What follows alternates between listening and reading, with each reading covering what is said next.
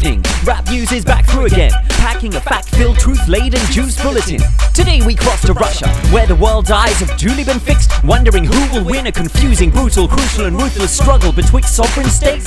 The Winter Olympics. And in the Olympic Village we have a live report from Ivan Sakharmonov to bring us up to the minute. Ivan Sakharmonov in Sochi. So the games have just finished? Duh, but sense of unity and Olympic spirit not diminished. This event has been great success. No discontent, no boycott, no complaints and no dogs. It's the best. Many strong, straight athletes pit their strength in manly figure skating, double luge, and we kept our ring clenched. Sorry to interrupt, Ivan, but there's breaking news. I hear that Russian troops are occupying the Ukrainian province of Crimea. However it might appear, this is not to strike fear. This is the next fun sport event we organize here. What do you mean? Well, now that Sochi fun time has finished, we launch whole new competition. The Paralympics? No, more thrilling. The paramilitary tournament. I present our hero team captain, Vladimir Putin. Привет, dear friend. It is great honor for me to open officially paramilitary games in Sevastopol today. We have many very nice events to compete in. For example, patriotic flag waving. Russia winning. Multiple naval base siege. First place, Russian team. Sniper contest in Maidan Square, Kiev. That prize went to George Soros and NATO, I believe. Next match. Which state got most nuclear weapons up its sleeve? Russia have many nukes. Ukraine, 0. Wait, someone's calling in from Kiev. It's Yulia Tymoshenko. I wish to make official complaint against this rigged game. The Kremlin break rules. What? Vlad, let me explain. Ukraine agreed to give up its nuclear weapons on condition that our borders are respected. This sets a clear precedent which will start nuclear arms race again. Ha! That race never ended. Duh, and Russia way ahead. Mr. Putin, it's time for main event. Which team Has most access to gas fields and pipelines in Ukraine. This is a tight race, still going on. We have a close tie between Team Exxon and Team Gazprom.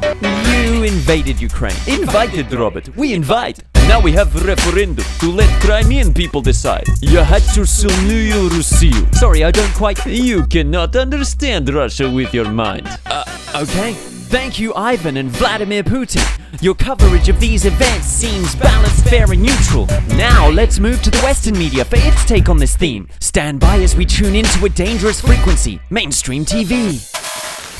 This is the news. I'm Brian Washington. You're on MSNBS. In the primetime slot for some uncompromising hard talk. Tonight's headlines: huge plane crash, 3 Americans die. And in the rest of the world, hey Rasputin, Russia invades Ukraine and threatens to start shooting. To explain the situation that's gotten very tense, we speak with Secretary of State John Kerry next. John, welcome to Buckshot. Good to have you with me. Bucky, let's be clear. Russia's on the wrong side of history. I mean, sending in ground troops to invade another country, that's not fitting for a superpower this century. Yeah, they didn't use missile strikes, drone attacks, or uranium shells, or shock and awe massacres. They haven't even killed any people. Amateurs. When we went into Iraq, we left 1 million fatalities, and Russia's gone in on a completely trumped-up pretext. When you voted for Iraq to take the heat next, you had hard proof of WMD and that Saddam had hidden them. And in Libya, we went in to protect civilians. We must defend the rule of of law. Well said. We'll be back for more after a message from our sponsor. Your view of the world, bought from you by Chevron. So, how will we liberate Ukraine's gas fields? I mean people. With sanctions, Bucky, we need to remind those Ruskies and Putin's ass that we'll exploit all resources at our disposal, including gas. Sadly, Russians are so brainwashed by propaganda. They lack free speech laws and media standards, and they don't have open news networks like ours. Sure, I bet they're pushing hard for war. Let's tune in for a sample.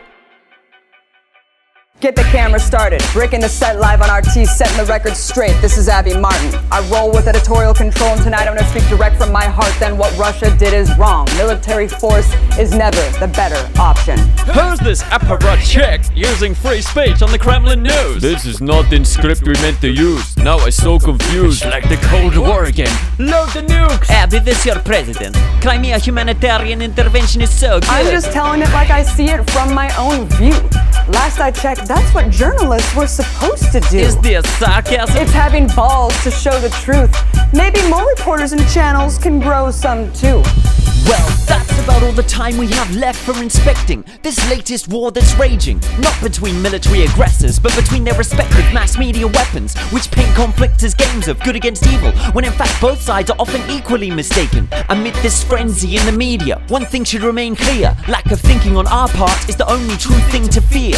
So until next broadcast, be sure to be critical of every news source that appears, including, of course, this one right here.